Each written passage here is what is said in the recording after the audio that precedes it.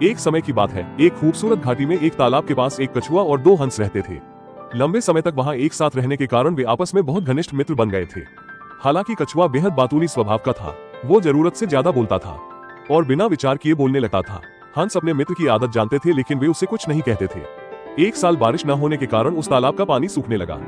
इस वजह से तालाब के पास रहने वाले छोटे जानवर, मछलियां और पौधे मरने लगे और इसलिए दूसरे बड़े जानवर तालाब को छोड़कर दूसरी जगह रहने जाने के बारे में सोचने लगे।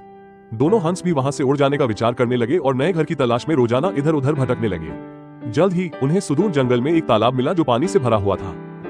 तालाब का परिवेश उनके रहने के लिए बिल्कुल उपयुक्त था। वे लौटकर पुराने तालाब पर आए और अपने दोस्त को नए सुंदर तालाब के बारे में बताया। कछुआ दोनों हंस को नया घर मिलने से बहुत खुश हुआ, लेकिन उसे एहसास हुआ कि दूर होने के कारण वो नए तालाब तक नहीं जा सकता।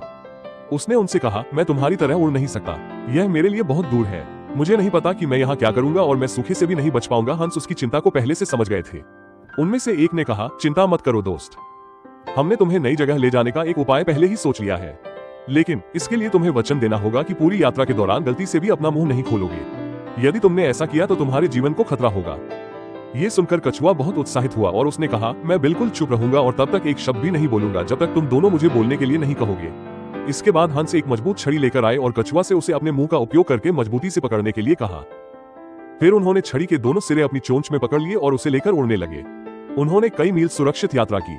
कछुआ इस दौरान जंगल, पहाड़ियों और घास के मैदानों से गुजरते हुए एक पक्षी की तरह अनुभव कर रहा था।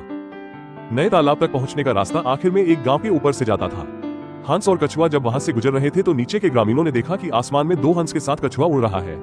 यह अविश्वसनीय दृश्य देखकर वे जोर जोर से हंसने लगे। गांव के बच्चे उन्हें देखकर चिल्लाने लगे, अरे वो देखो कितना हास्यास्पद दृश्य है। एक कछुआ छड़ी से चिपक गया है और दो हंस उसे ले जा रहे हैं। कछुआ गांव वालों का इस तरह उसे चिढ़ाना बर्दाश्त नहीं कर पाया।